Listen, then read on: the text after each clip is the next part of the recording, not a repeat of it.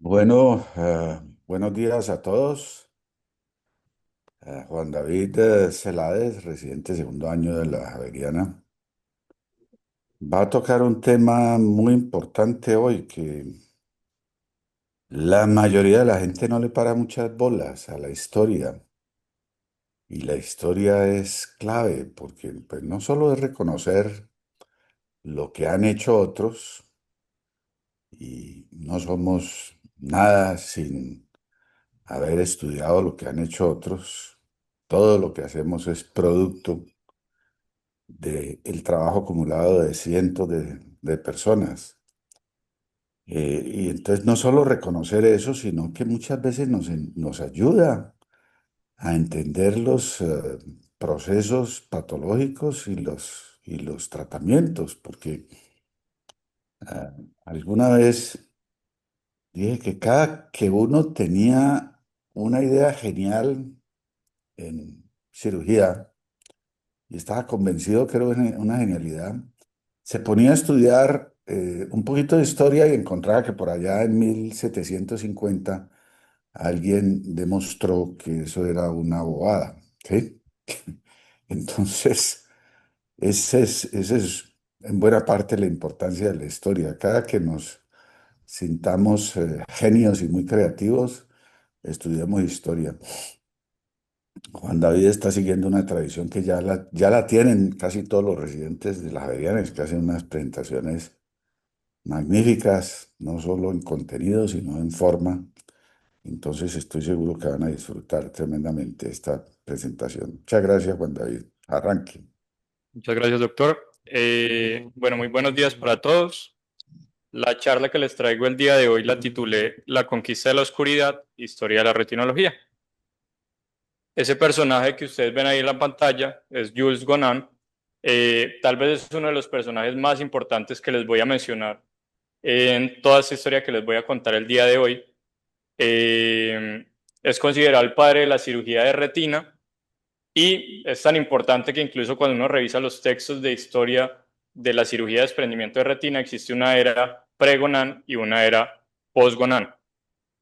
Al igual que le sucedió a muchos personajes de los cuales les voy a hablar el día de hoy, pues tuvo un camino que fue bastante difícil. Al principio sus ideas no tuvieron mucha aceptación y de hecho fue ampliamente criticado por algunos retinólogos de la época. Después el mundo se dio cuenta que él tenía razón. Aquí les traigo algunas frases de algunos retinólogos que se referían a él en lo que respecta a los desprendimientos de retina reumatógenos. Entonces, uno de ellos muy famoso era Gabriel Sourdi, y él decía que nuestro colega Gonan trató de rejuvenecer la teoría de la formación de los desgarros en su reporte sin convencer en lo absoluto a la audiencia. Otro retinólogo muy famoso de la época decía y le preguntaba al doctor Gonan, ¿qué haría usted con los 445 de 539 desprendimientos en los cuales no encontró ningún desgarro? Y el mismo doctor Sugdi pues le iba a preguntar, ¿es realmente necesario dedicar tantas horas, tanto esfuerzo, tanto cansancio para la reparación, a menos que sea real y absolutamente indispensable? Eh, este personaje es muy importante, como les dije, pues voy a hablarles de muchos de ellos. La historia de la retinología realmente se remonta un poquito más atrás, sin embargo este momento es el que marcó pues como el hito y el cambio. Entonces, comenzando por el principio, valga la redundancia, ¿cuál fue la primera mención de la oftalmología? Bueno, para encontrar la primera mención de la oftalmología tenemos que devolvernos hasta cerca pues del año 2000 antes de Cristo, cuando estaba en boga el imperio de Babilonia, y uno de los reyes más famosos que seguramente todos pues han escuchado en algún momento pues era Hammurabi. Hammurabi fue el sexto rey de la primera dinastía de Babilonia, y él es muy famoso pues por su código de Hammurabi. Ese código que eran una serie de sentencias, eran más o menos 282 sentencias o normas que dictaban la conducta de todos sus súbditos, y Hammurabi los plasmó en estas piedras que ustedes ven ahí. Esta es una que se encuentra pues en el Museo del Louvre, y las mandó a todas las partes del imperio. Este código de Hammurabi se regía por una ley o por un principio que era el de ojo por ojo y diente por diente. Es decir, pues si lo tomábamos de forma literal, si yo, por ejemplo, le dañaba un ojo a uno de mis enemigos o a algún paciente, pues el castigo iba a ser que me iban a dañar a mí el, el ojo, pues lo mismo pues con cualquier otra parte del cuerpo. Hay quienes dicen que esto no debe tomarse de forma tan literal, sino que las partes del cuerpo más o menos correspondían como a como digamos, a una compensación económica que debía de dársele a la persona a la cual se le hacía el daño. Y de estas 282 normas del Código de Hammurabi, 9 hacían referencia a la oftalmología. No les voy a mencionar las 9 por cuestiones de tiempo. Habían unas muy chéveres pues para el oftalmólogo, como por ejemplo esta que decía: si un médico realiza una incisión profunda en un hombre notable con bisturí de bronce y le salva la vida, o en este caso que sí sería el oftalmólogo, si se le abre la nube a un ojo de un ojo a un hombre notable con bisturí de bronce y le salva el ojo al hombre, se quedará con 10 ciclos de plata. Entonces, aquí vemos pues cómo, pues primero se estaba hablando de ya procedimientos quirúrgicos en esa época. Hay quienes dicen que esta es la primera referencia a cirugías de catarata y pues habían otras que de pronto eran no tan chéveres, y de ahí que ojalá no se tomara con literalidad esta ley de ojo por ojo, diente por diente, porque estaban, por ejemplo, estas que decían: si un médico realiza una incisión profunda en un hombre notable con bisturí de bronce y le provoca la muerte, o si le abre la nube de un ojo a un hombre notable con bisturí de bronce y deja tuerto al hombre, que le corten la mano. Entonces había que ser pues un buen cirujano pues en esa época para poder seguir operando. Como era lógico en esa época, pues no todos los hombres tenían el mismo valor. Entonces si yo le dañaba el ojo a un esclavo en vez de a una persona que digamos era libre, pues el resarcimiento que yo tenía que hacerle al dueño del esclavo pues era menor, era la mitad del precio del esclavo. Ahora, ¿realmente existían cirugías complejas en esa edad antigua? Pues aquí hay mucha discusión. Tal vez una de las primeras descripciones o de los primeros manuales que existieron y que hablaban de cómo tratar las enfermedades del ojo fue el Papiro de Eber, que data más o menos del 525 a.C. Y este surgió en Egipto. Tenía una serie de remedios y también una serie, digamos, de procedimientos descritos para tratar de solucionar enfermedades oculares. Entonces, por ponerles un ejemplo, pacientes que tuviesen ceguera nocturna, que podía ser pues una retinitis pigmentosa, les ponían hígado de buey frito en los ojos y ese era pues como el tratamiento. Entonces eran una serie de tratamientos que respondían más al pensamiento mágico pues de la época que en realidad pues realizar procedimientos, aunque en este papiro de Eber hay quienes dicen que hay referencias también a procedimientos no complejos, como por ejemplo cirugías de pterigion, chalación, que sí de pronto era posible que se hubiesen realizado en la época. Si uno ve esta imagen y es un poquito creativo y de pronto ha visto esos videos de la India donde se luxaba el cristalino hacia atrás, lo que se hacía, digamos, con anterioridad, y ves esta imagen, uno dice: no, pues en Egipto sí operaban catarata, aquí le están operando la catarata al señor, le van a luxar el cristalino hacia atrás. Bueno, pues la respuesta en realidad es que no. Ahí pues digamos que hay gente que se emociona por eso, pero pues si nosotros vemos aquí la imagen completa, que esta es una imagen que se encontraba en una tumba, que es de varios trabajadores que están haciendo una cosa que llama un catafalco, que es lo que sostenía el sarcófago donde iban a enterrar a los faraones. Pues de hecho esta es una de las primeras pinturas de los accidentes laborales. Entonces hay quienes dicen que en vez de que este paciente le estuviesen operando la catarata justo cuando estaba trabajando en el catafalco, que no tiene con mucho sentido, más bien le estaban retirando un cuerpo extraño, aunque esa agujita pues es un poquito grande para retirarla. Si ustedes ven ese que está allá arriba, justo le va a caer un martillo en el pie, que es otro de los accidentes laborales que está ahí como en esa pintura, y a este que está acá están tratando de arreglarle una luxación del hombro. Entonces realmente no hay evidencia de que en esa época histórica pues realmente existiesen cirugías complejas, mucho menos pues digamos se tenía conciencia de lo que era la retina. ¿Cuándo se abandonó ese pensamiento mágico en la oftalmología y en la medicina en general? Bueno, pues la respuesta es con la aparición de Hipócrates. Hipócrates era un médico griego que trató de darle otra explicación a las enfermedades. Ya, digamos, la explicación no era mágica y no tenía que ver con los dioses, sino que las enfermedades tenían una relación con la parte natural, tenían una explicación completamente racional. Y si bien muchas de sus teorías pues estaban equivocadas, por ejemplo, ustedes ahí ven en la imagen los 4 humores de los cuales hablaba Hipócrates que, digamos, circulaban por el cuerpo, que eran la sangre, la bilis negra, la bilis amarilla y la flema. pues que ya hoy en día sabemos pues que no tiene razón, pues sí sentó las bases para tratar de realizar una medicina más bien basada en la evidencia y en la razón.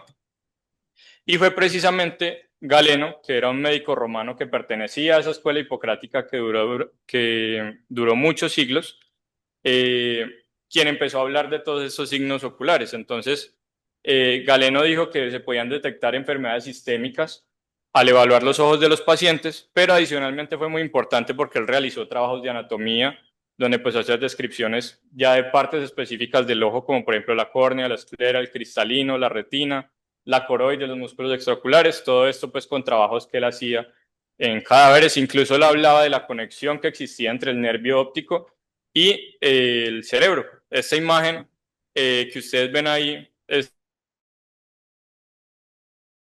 realmente él, pero pues digamos que hacía parte de la tradición del conocimiento que él enseñaba, y si ustedes ven ahí pues se logra ver claramente el quiasma óptico y cómo se conectan pues los nervios ópticos pues con los ojos.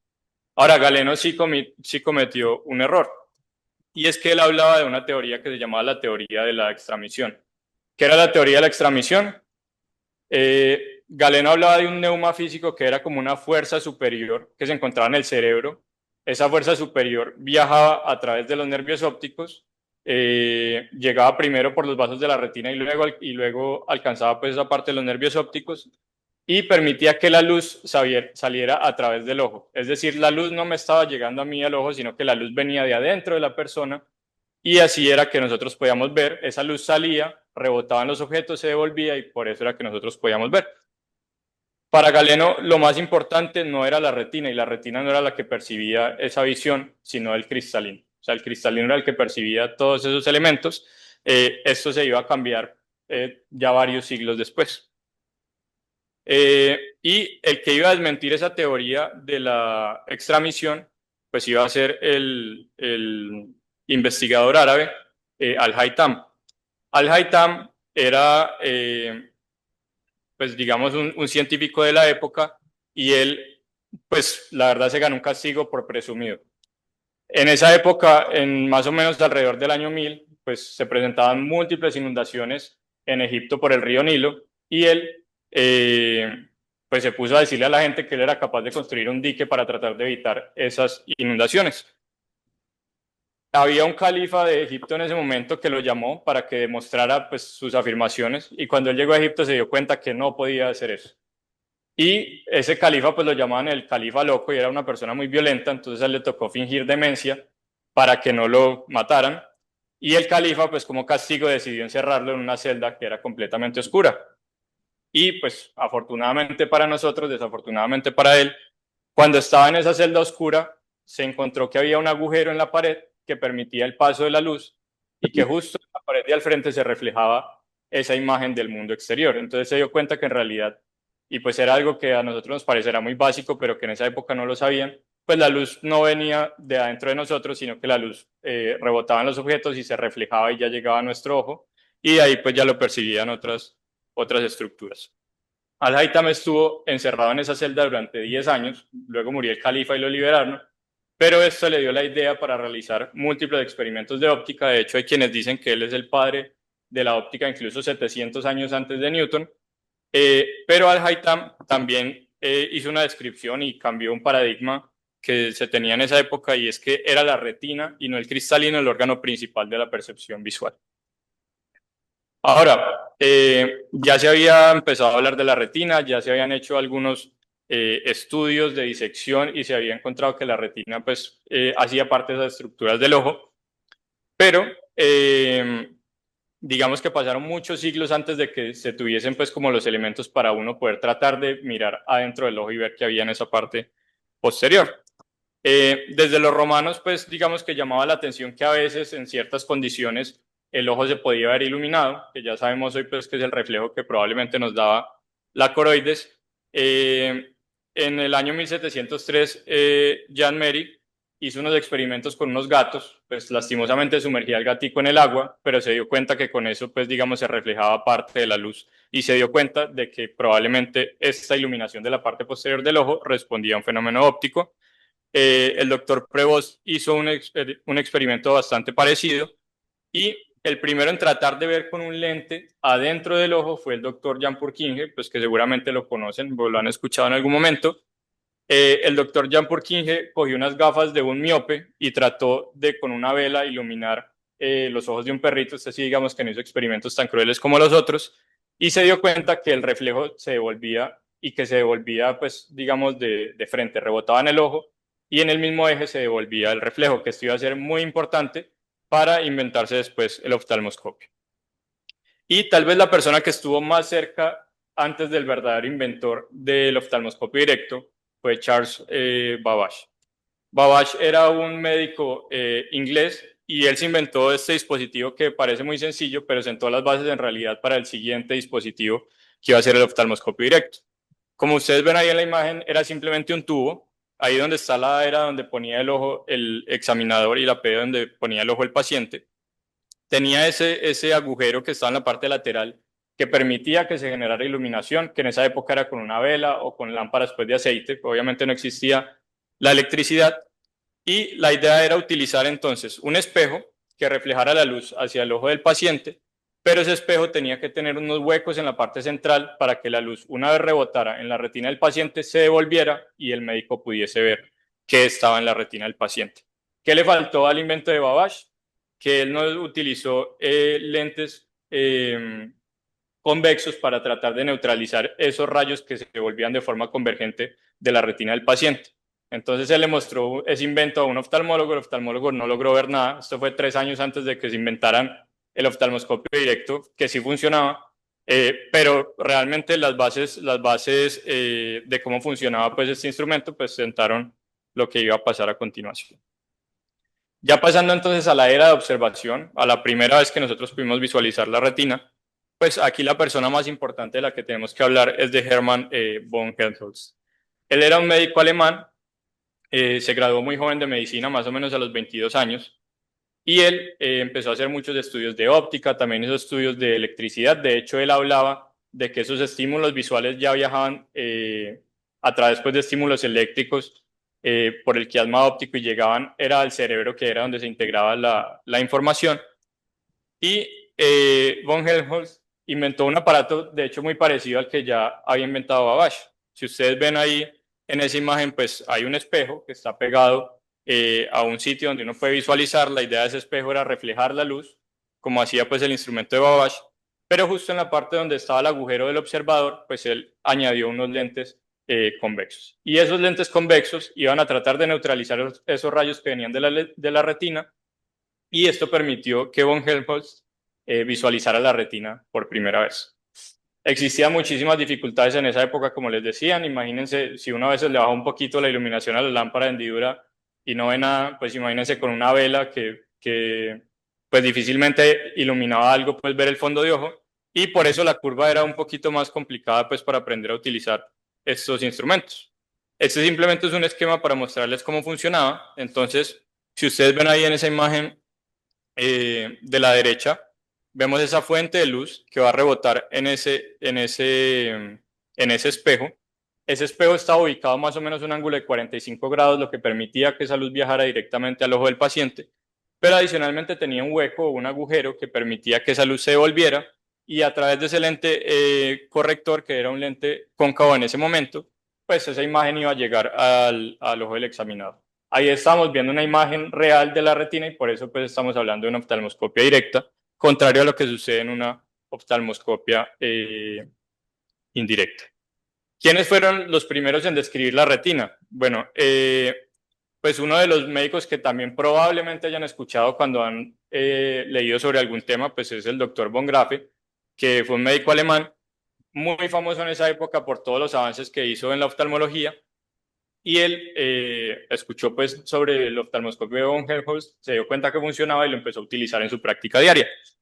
Y apareció otro doctor, que era el doctor Donders, que estaba muy interesado en empezar a ver la retina, y pues él le dijo, o le pidió pues a von Grafe que le regalara uno, que él se lo regaló, y él pues empezó a investigar y a hacer las primeras descripciones de esa retina.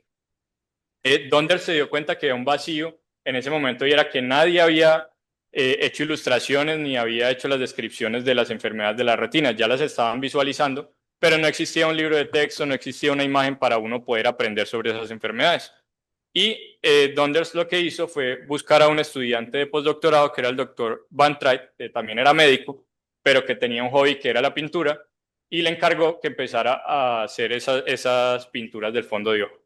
Pero para eso antes tuvo que hacerle una serie de modificaciones al oftalmoscopio directo, lo volvió de escritorio como ustedes ven ahí en la imagen para que estuviese completamente fijo, y le hizo una serie de cambios como añadirle pues discos giratorios para poder cambiar digamos la potencia de esos lentes para poder ver la retina dependiendo del defecto refractivo que tuviese pues el paciente, que esto también me afectaba la visualización de las estructuras, y con eso pues empezó a hacer las primeras pinturas. Esta es tal vez la primera imagen publicada o el primer dibujo publicado de una retina, que esto era una retina pues completamente sana. Vemos ahí los colores pues de las arterias que se veían pues más rojas y las venas que estaban un poquito más oscuras.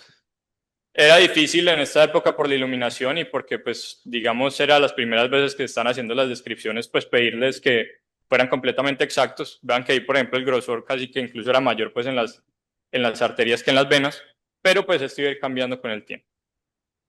Esta fue otra imagen que pintó el doctor Van Treit. No sé si alguno se anima a decir qué patología tenía este paciente. Sí, entonces este paciente tenía una retinosis pigmentaria que en ese momento no se sabía qué era. Ya 4 años después se dieron cuenta qué era y de hecho el mismo doctor Donders fue quien hizo la descripción. Aquí les traigo otras imagencitas. Aquí un paciente pues con un daño glaucomatoso, este otro paciente pues con esa imagen a blanco y negro, probablemente con una oclusión de vena central de la retina. Vemos el edema pues del nervio óptico, vemos varios exudados, las hemorragias. Estos pacientes, este paciente con un dibujo de una croideremia y al lado pues la imagen, digamos, pues de hoy en día y vemos que en realidad se parecen pues bastante, eran bastante exactos con esas descripciones. A mí la verdad no deja de sorprenderme y me lo estuve preguntando durante toda la charla y es, pues no sé cuánto tiempo se demoraban ellos para hacer todas estas descripciones, incluyendo también esa retina periférica con un oftalmoscopio directo. Ustedes saben que obviamente digamos que la zona que permite ver pues el oftalmoscopio directo es un poquito más pequeña. Adicionalmente tenían mala iluminación. Las velas se fueron cambiando por lámparas que daban un poquito más de iluminación, pero también eran muy malas pues para iluminar la retina. Y a este oftalmoscopio directo le fueron haciendo una serie de modificaciones, le añadieron pues esa rueda que tenía digamos varios lentes con diferentes poderes para uno poder visualizar pues la retina. Eh, ya en el año 1885 por primera vez ya empezaron a, a ponerle bombillos a los oftalmoscopios, que eso pues prácticamente cambió pues la visualización, obviamente la mejoró muchísimo. Y ustedes se preguntarán, pero bueno, y me están hablando del oftalmoscopio directo que ya no lo utilizamos, ¿y qué pasó con el oftalmoscopio indirecto? Pues en realidad el oftalmoscopio indirecto lo inventaron solamente 2 años después del oftalmoscopio directo, pero a la gente no le gustaba. Los primeros que inventaron eran monoculares, el binocular pues vino muchos años después y pues tenía varios inconvenientes. Entonces yo necesitaba un lente condensador que me iba a dar ya una imagen no real de la retina, sino una imagen virtual e invertida una vez se volvían los rayos.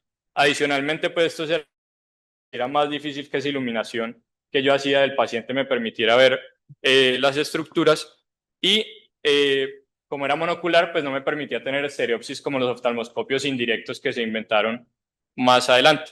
Adicionalmente, pues como les mencionaba, algunos doctores pues hacían las pinturas, hacían los dibujos y las descripciones y no les gustaba que tenían que tener las dos manos ocupadas para poder utilizar el oftalmoscopio indirecto. Entonces el oftalmoscopio directo era mucho más fácil de usar en esa época, ellos se podían mover con el oftalmoscopio directo, entonces por eso en esa época no se le prestó tanta atención.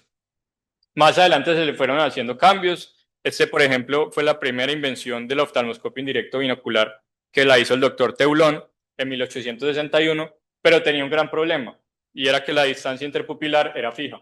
Entonces, si usted no tenía la distancia interpupilar del doctor Teulón, pues estereopsis nula y no iba a ver pues lo que el doctor pues estaba viendo. Esto pues se fue cambiando pues más adelante, pero el que realmente revolucionó esa oftalmoscopia indirecta pues fue el doctor Schepens. El doctor Schepens fue un oftalmólogo belga y el doctor Schepens fue un héroe y no fue un héroe solo para los oftalmólogos y para los retinólogos. Y es que el doctor Schepens, pues al nacer en 1912 le alcanzó a tocar la Segunda Guerra Mundial y él decidió pues unirse a los médicos que, digamos, apoyaban pues a la Fuerza Aérea belga. Entonces eso lo hizo por un lado, luego le tocó ir de Bélgica porque le iban a arrestar pues los nazis, le tocó irse a Francia con su familia y desde Francia ayudó a sacar gente a España para que los nazis pues no los atraparan. Y el doctor Schepens en 1945 se encontraba en un hospital de Inglaterra, ya pues se había acabado la guerra y ese hospital había quedado casi que destruido y pues dice la historia que con varios restos que encontró pues de la parte tecnológica, pues él armó el oftalmoscopio indirecto. De hecho, él ya tenía como algunos conocimientos pues también de ingeniería, pues la gente, la verdad, en esa época pues hacía de todo. Y esa imagen que ustedes ven ahí es el primer prototipo que se inventaron de un oftalmoscopio indirecto, que él lo armó prácticamente con chatarra que se encontró en ese hospital. ¿Qué tenía de nuevo y por qué, digamos, pegó tanto este invento? Pues primero tenía esa correa que permitía que se ajustara en la cabeza. Pues yo ya quedaba con las manos completamente libres para poder visualizar el fondo de ojo.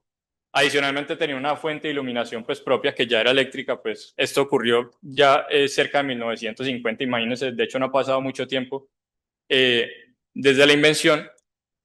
Y adicionalmente, pues como yo podía utilizar los dos ojos, pues me permitía tener una visión pues, o mantener, pues digamos, la estereopsis y también visualizar muy bien pues la periferia de la retina.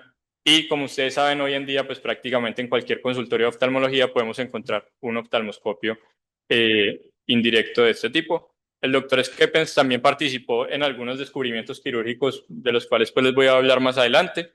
Si ustedes ven en esa imagen de la izquierda, y alguno ha entrado al consultorio del doctor Castro, se van a dar cuenta que la fuente de iluminación es la misma que tiene él en su oftalmoscopio indirecto, que es el único que él utiliza, eh, para que vean pues la importancia de este invento.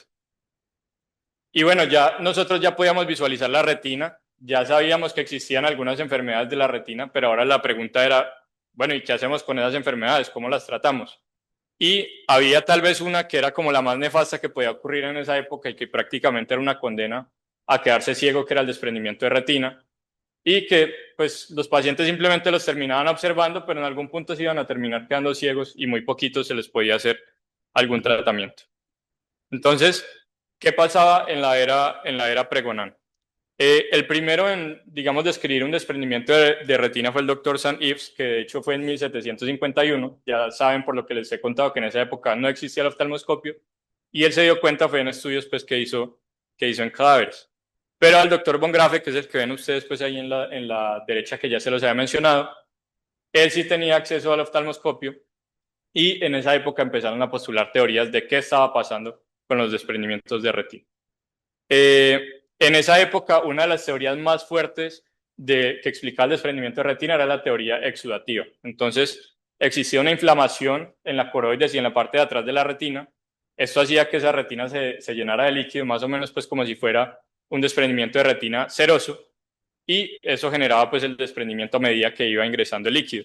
Y de hecho el doctor Von Grafe tuvo una idea que pues estaba un poquito equivocada y que era o que digamos fue un poquito peligrosa para el devenir de las teorías pues del desprendimiento de retina, y es que él decía que el ojo en su sabiduría generaba esos agujeros en la retina, pero no era que el líquido se metiera por el agujero, no, o sea, los pacientes que tenían estos agujeros les iba mejor porque el líquido que estaba atrás de la retina salía a la cavidad vitrea.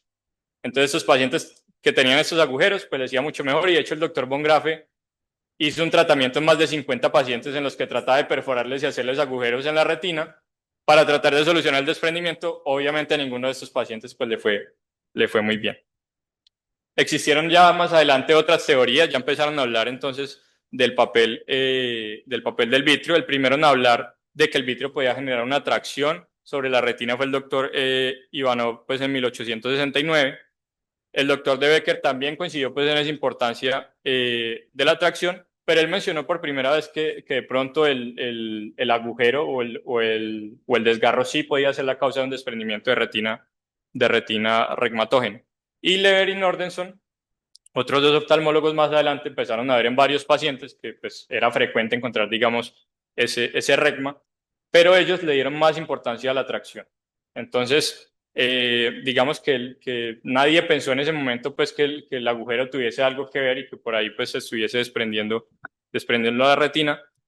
Y pues se postularon otras teorías, algunas pues un poquito locas, otras pues que de pronto tenían algo más de sentido. Raelman, por ejemplo, habló de que habían alteraciones del contenido de las sales del vitrio y de la albúmina de la coroides, que pues hoy en día podría corresponder más bien a un desprendimiento de retina ceroso. Fuchs sí mencionó que los agujeros podían estar presentes en los desprendimientos, pero no le dio tanta importancia, también le dio más importancia al tratamiento de la tracción, aunque no dijo qué tratamiento pues había que hacer.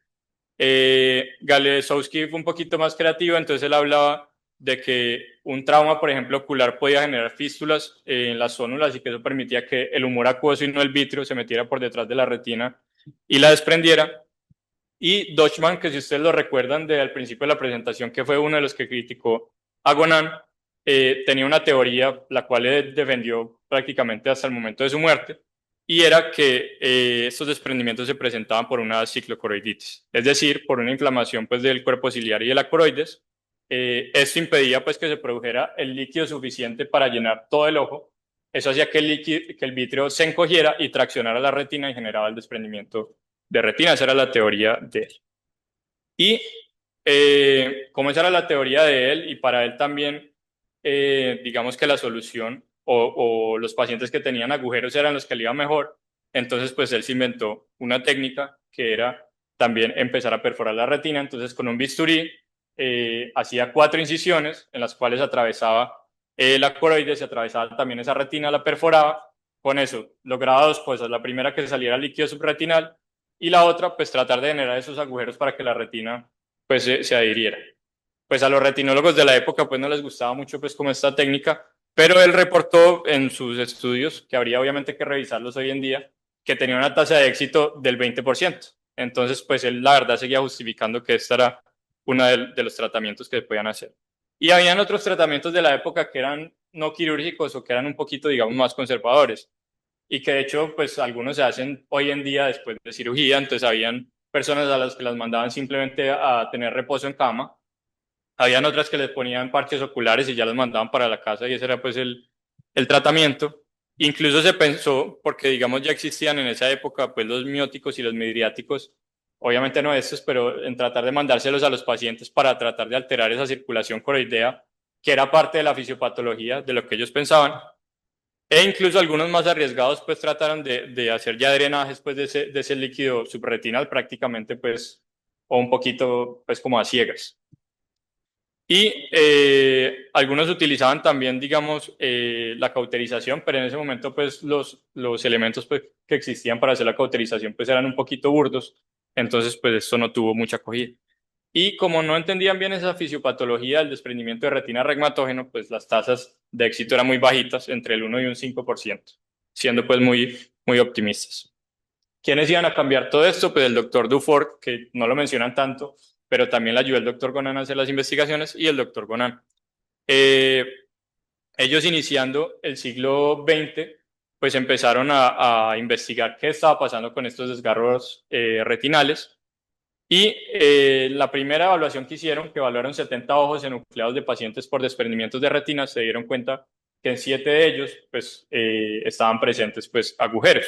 Empezaron a leer los estudios de todos los autores que les mencioné con anterioridad y se convencieron de que los agujeros podían ser la causa.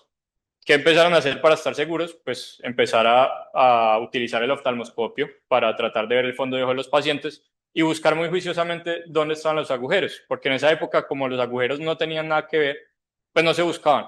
Entonces empezaron a darse cuenta que de hecho pues esos agujeros estaban presentes hasta en un 60% de los pacientes que tenían desprendimientos de retina regmatógeno, y esto los convenció más de que el agujero tenía algo que ver.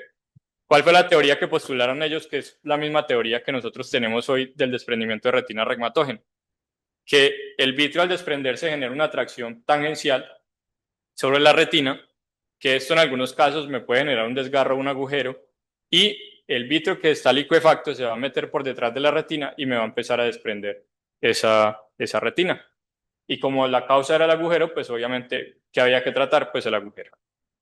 Estas son, digamos, ilustraciones que hizo el doctor Gonan de varios tipos de agujeros. Si ustedes ven, por ejemplo, en la parte inferior izquierda, pues hay un agujero perculado. Bueno, él también dibujó pues ahí como varios tipos.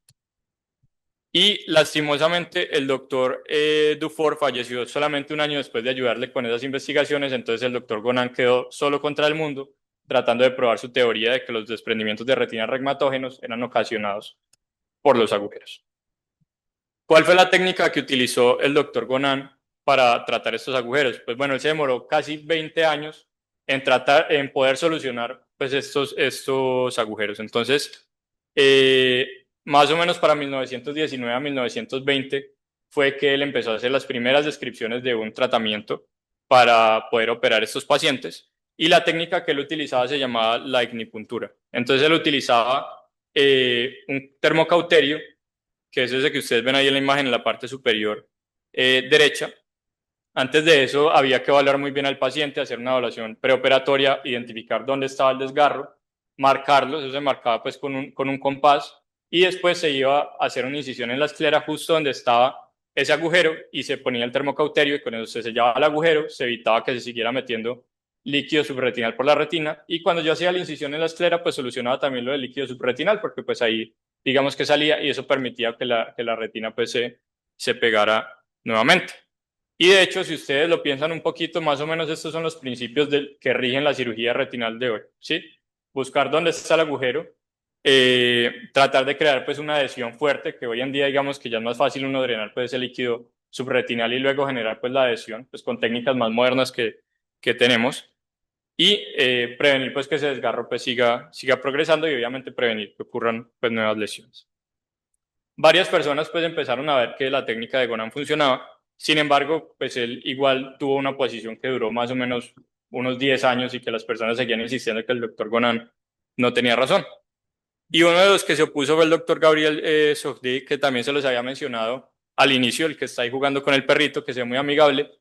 Y él decía que no, que la teoría seguía siendo la teoría exudativa y que definitivamente el doctor Von Graffe tenía razón y que lo que había que hacer era agujeros, que esto era lo que solucionaba pues ese desprendimiento de retina.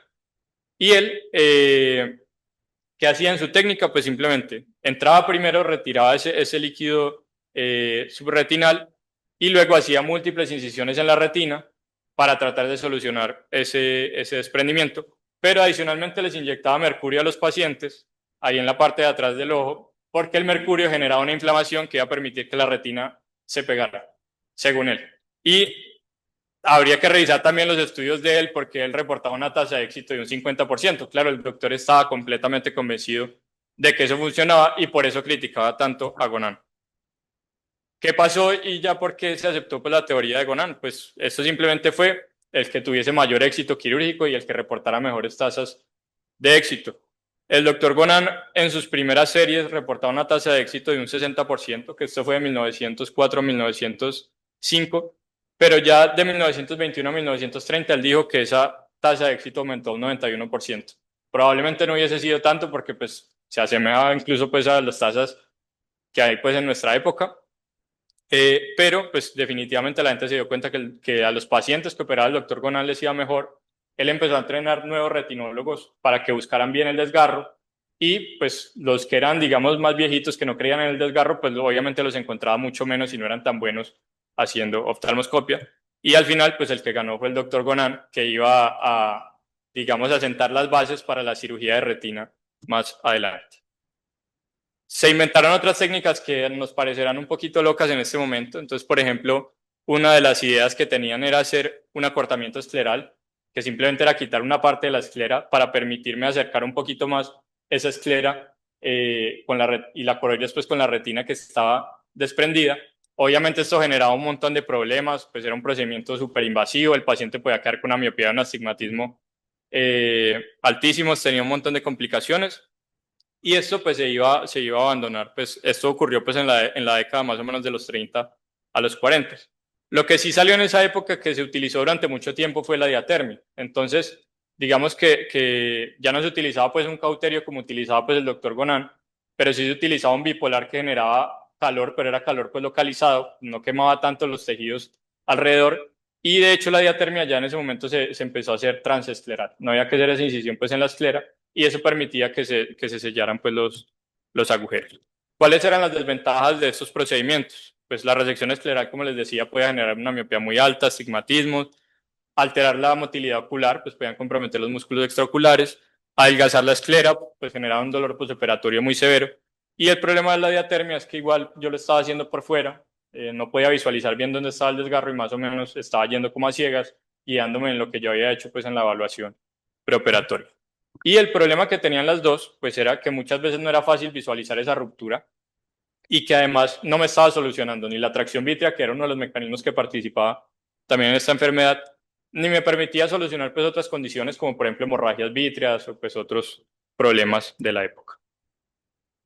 ¿Qué fue cambiando entonces? Entonces, pues una de las cosas que permitió visualizar mejor los desgarros y permitir facilitar, digamos, esa aposición entre la retina que se había desprendido y el EPR fue la transición a los cerclajes esclerales. Y el primero que empezó a hablar de los cerclajes esclerales fue el doctor Custodis en 1949 y él se inventó este implante epiescleral que era de poliol, no de silicona como los que utilizamos hoy en día, y era un implante que era localizado. Ustedes ven que no le da pues la vuelta completamente al ojo y uno lo ponía justo donde estaba el desgarro.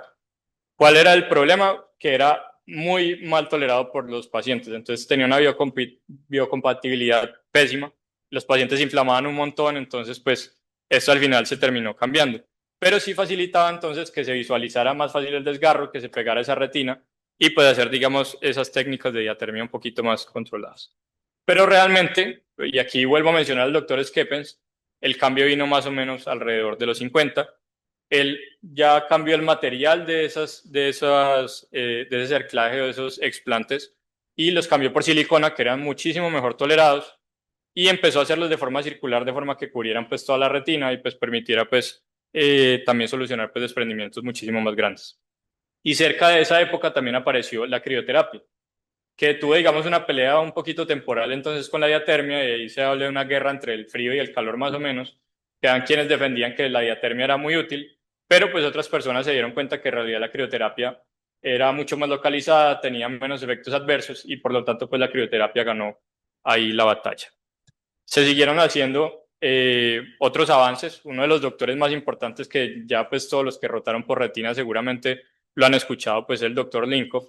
Y el doctor Linkoff en 1966 postuló sus famosas reglas de Linkoff, que eran unas reglas que me permitían a mí, tanto preoperatoriamente como durante la cirugía, saber dónde debía de buscar yo el desgarro, dependiendo de la morfología pues, o de la ubicación pues, de ese desprendimiento de retina. Hoy en día sabemos que esas reglas pues no se ajustan pues digamos a todos los pacientes, pero pues son muy valiosas y pues tienen un porcentaje digamos de concordancia bastante alto. Pero el doctor Linkoff no solo dio ese aporte, entonces él abogaba por una cirugía que fuera muchísimo más dirigida, que fuera mínimamente invasiva, que eso es digamos lo que uno trata de hacer pues hoy en día con estos pacientes. Y obviamente pues la planificación prequirúrgica para yo no entrar a ciegas a la cirugía, sino ya tener claro qué era lo que yo iba a hacer durante la cirugía. Pero aquí sigue habiendo un problema. Ya identifico dónde está el desgarro, ya lo puedo visualizar bien, pero pues, ¿y qué hago con la tracción del vitrio, que es la que me generó pues ese desprendimiento? ¿Y qué hago yo si, por ejemplo, ese paciente tiene una hemorragia vítrea o tiene otra cosa que yo de pronto deba solucionar? Entonces, pues ahí la solución pues era tratar de quitar ese vitrio. Los primeros intentos, pues eran con técnicas un poquito arriesgadas. Una de ellas era la vitrectomía a cielo abierto. Entonces, pues se hacía una queratectomía temporal y pues como ustedes ven, digamos, con una serie pues de suturas se generaba tracción para tratar de mantener pues como esa estructura del ojo y con unas tijeras y una pinza pues trataban de ir cortando ese vitrio y de sacarlo. Obviamente pues eso tenía un montón de complicaciones, el ojo además era completamente inestable, yo no podía mantener pues la presión intraocular. Esto lo intentó por primera vez un japonés en 1910, que era el doctor Dodo, y de hecho él dice que de los 4 pacientes que trató a 3 les fue muy bien. Y más adelante el doctor Kastner en 1960 también intentó hacer esta técnica, pero pues esto definitivamente pues no funcionó. Y pues ya el que revolucionó totalmente la cirugía de retina pues fue el doctor Mackemer. Y el doctor Mackemer pues inventó pues el primer sistema de vitrectomía cerrado, y este dispositivo que ustedes ven ahí era el BISC. Entonces era un vitrector que pues se colocaba en un único puerto y traía todo junto. Entonces se hacía un único puerto que era obviamente mucho más grande y traía pues la aspiración, traía o permitía hacer el corte del vitrio pues de forma un poquito más controlada. Obviamente los cortes en esos momentos no eran como hoy en día que son de 7.500 por minuto, sino que eran de 300, se demoraban obviamente mucho más. Y pues no permitía tan fácil el acceso, pero esto cambió pues completamente la cirugía. También importante ahí pues mencionar al ingeniero Jean-Marie Parel, que de hecho fue el que se inventó pues el dispositivo. El doctor Maquemer tuvo la idea, pero el que lo pudo hacer realidad fue el doctor Parel. Y pues esta vitrectomía pues permitió pues liberar todo ese vitrio, todas esas zonas de tracción, también pues solucionar hemorragias y otras cosas que uno pudiese encontrarse por allá adentro. Y obviamente pues se le iban a hacer una serie de modificaciones que iban a facilitar mucho más la vida del cirujano.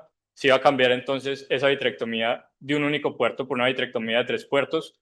Los trócares iban a ser cada vez más delgados para tratar de generar pues menos astigmatismo, que no se necesitaran pues suturas. El doctor Lesperance empezó a usar por primera vez el endoláser también para pues, facilitar pegar esa retina pues que estaba desprendida. Y adicionalmente, pues doctores como Norton, Lincoln, pues empezaron a utilizar, eh, digamos, taponadores que pues eran de diferentes tipos, los gases, pues el silicón, para tratar de facilitar pues ese tipo de procedimientos, al igual pues que los líquidos pesados. Y con todos estos cambios, pues obviamente no se los puedo mencionar todos por cuestiones de tiempo, pues esa cirugía pues se fue transformando y a partir de los 90 ya la vitrectomía vía pars plana pues se convirtió en el gold estándar para los desprendimientos de retina regmatógeno y para muchos otros procedimientos también. Eliminaba esas fuerzas de tracción, drenaba el líquido subretiniano, permitía hacer una fotocoagulación precisa con endoláser y eventos adversos. Y ya para concluir, pues como ustedes ven, la retinología realmente ha tenido una evolución extremadamente rápida y la historia de hecho es muy corta porque algunos me dirán, no, pero es que ya está cerca de los 200 años. Pues sí, pero pues vean desde cuándo les empecé a hablar de las primeras descripciones de oftalmología. Los grandes avances que conocemos son gracias a personajes como el doctor Gonan, que realizaron estos avances a pesar del sacrificio personal pues, que implicó para ellos, para poder ayudar a los demás. Y todos los aportes fueron valiosos, incluyendo aquellos que estaban pues, equivocados y que son los que nos permitieron llegar a lo que conocemos hoy en día. Muchas gracias. No sé si alguno tenga algún comentario.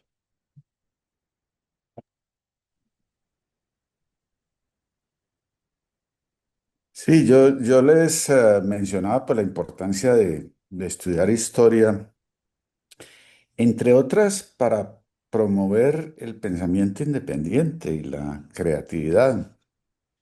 Fíjense ustedes la historia de Galeno. Ah, Galeno básicamente tomó mucho de lo de Hipócrates y escribió un poco de libros y conductas casi todos equivocados. Y eso por estar escrito, por estar en textos, se volvió la medicina durante casi 10 siglos, ¿no? Mil y pico de años. La medicina fue galénica, o sea, y era la medicina del texto, un poco siguiendo la religión. Se cree en lo que dice el libro, no se mira la realidad, no se analiza, no se ve qué está pasando, sino que si yo lo leí en un libro, debe ser verdad. Y entonces durante todo ese tiempo la medicina fue muy bárbara. Si ustedes oyen las charlas de Pedro Robeto, que hoy en día las tienen en Spotify, pues no se sentirán muy contentos cuando los pacientes les dicen galenos, eh, porque Galeno, Galeno no es el personaje pues, que usualmente la cultura popular eh, nos trata de meter. Y yo creo que la filosofía galénica hizo mucho daño y hasta el sol de hoy tenemos la medicina galénica influyendo, o sea, la gente respetando la autoridad médica, siendo incapaz de oponerse a la autoridad, a lo establecido, a lo que está dicho, ¿sí? Fíjense ustedes la historia de Gonán, ¿no? Eh, Ahí arrancó David con unas frases eh, muy desconcertantes. Si ustedes se leen el discurso completo de Zurdil y de Deutschmann después de la presentación de Gonan, es impresionante. Yo contaba ayer o la semana pasada que a mí me tocó vivir eh, el discurso o la vaciada que le pegaron al pobre Kelly cuando presentó su agujero macular, su cirugía de agujero macular. Entonces, enfrentar, dudar de lo establecido, enfrentar a la autoridad es algo válido.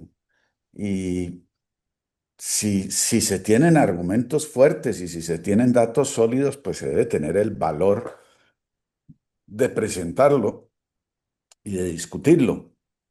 Ah, muchas enfermedades, pues que aún hoy no tienen tratamiento, de pronto a alguien se le ocurre que sí lo tiene.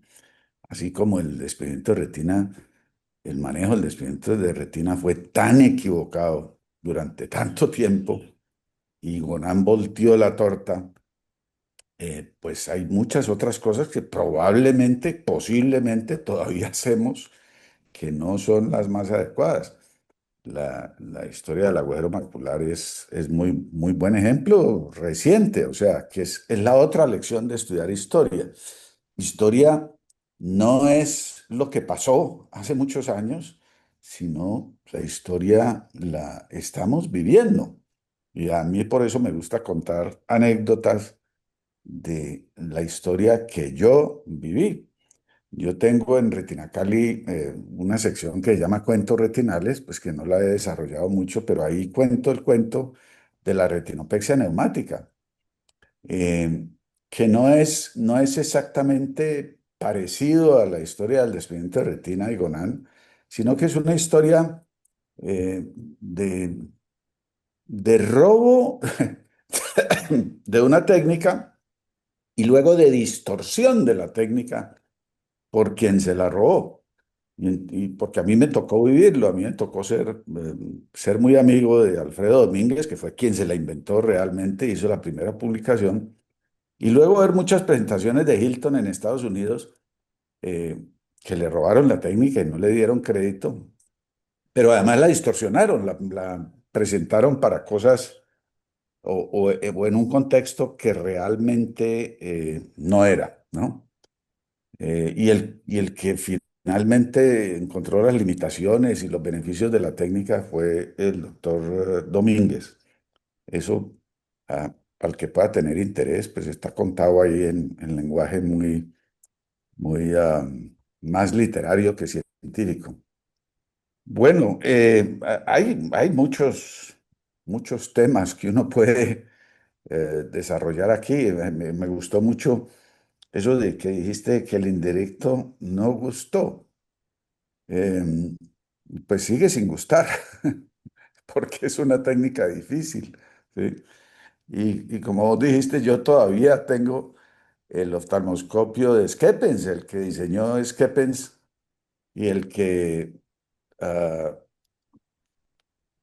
el que él vendió con su compañía. Mayra se llamaba, afortunadamente desapareció y se quebró. Pero yo me entrené con ese oftalmoscopio y yo sigo usándolo y me sigue pareciendo el mejor. Pero encuentro que hay mucha resistencia, entonces, inclusive en retinólogos, a usar el oftalmoscopio eh, porque una técnica difícil de aprender. Si hay alguna pregunta sobre historia de cualquier cosa, de historia o de historia del desprendimiento de retina o algún comentario que quieran hacer.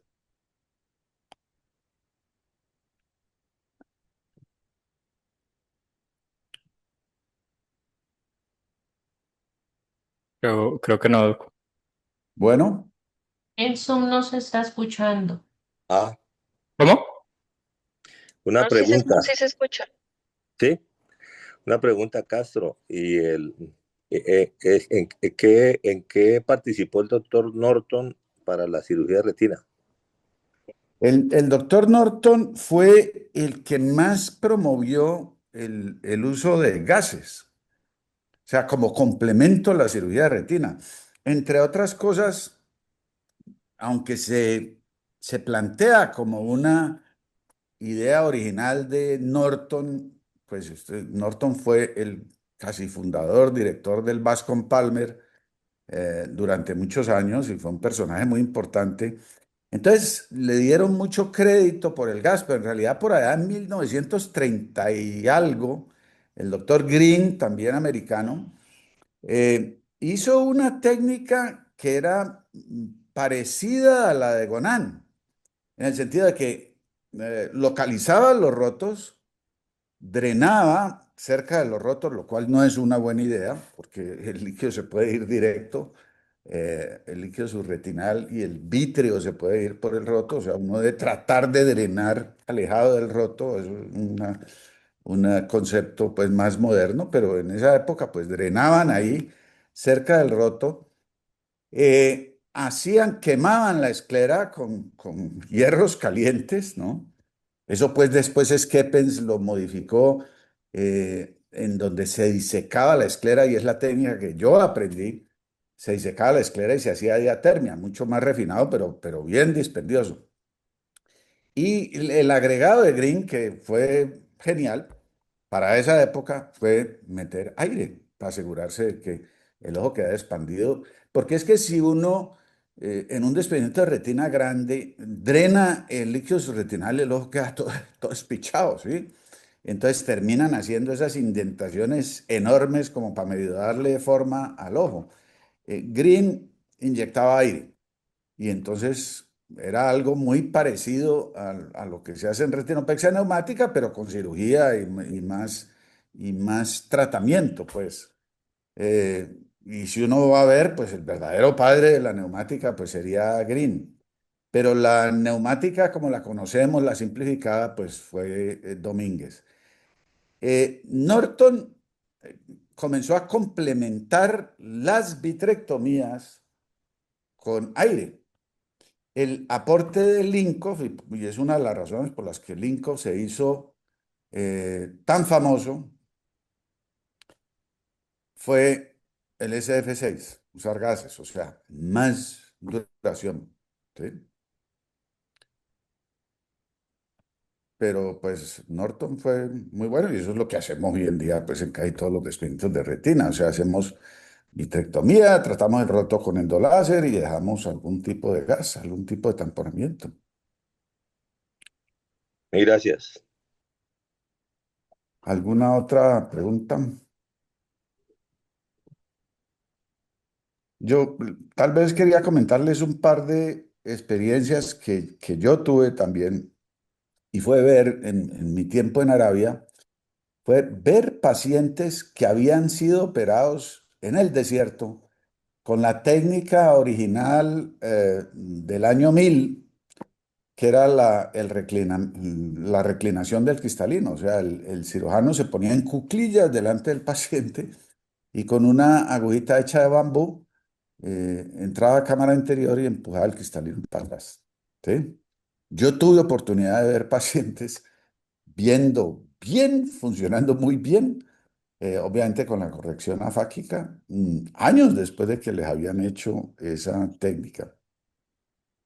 Y el otro comentario que quisiera hacer tal vez es sobre lo del acortamiento, las resecciones esclerales.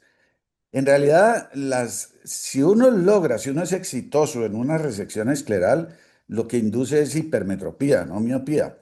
Y de allí hubo quien promovió la resección escleral 360 para la miopía. O sea, a los ojos grandes le hacías una incisión 360 parecido a lo que mostraste, se ponían muchos puntos y se acortaba el ojo. Yo alcancé a hacer esa cirugía, alcancé a hacer 3 o 4 de esos casos y era muy buena, muy efectiva. El problema era que se perdía. Yo creo que tenía que ver con la técnica, con las suturas, pero eventualmente el resultado se perdía, volvía y se estiraba el ojo porque no, yo creo que no ajustábamos suficientemente bien o no teníamos suturas suficientemente buenas o la esclera se desgarraba, yo no sé, pero pues yo la dejé de hacer en vista de que el resultado no duraba, pero era un resultado muy, muy bueno.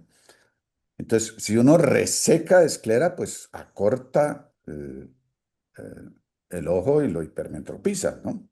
Entonces, por eso se usó para miopía. Ah, sí, yo creo que ya he comentado ahí todos los chismes que me ha tocado vivir a mí.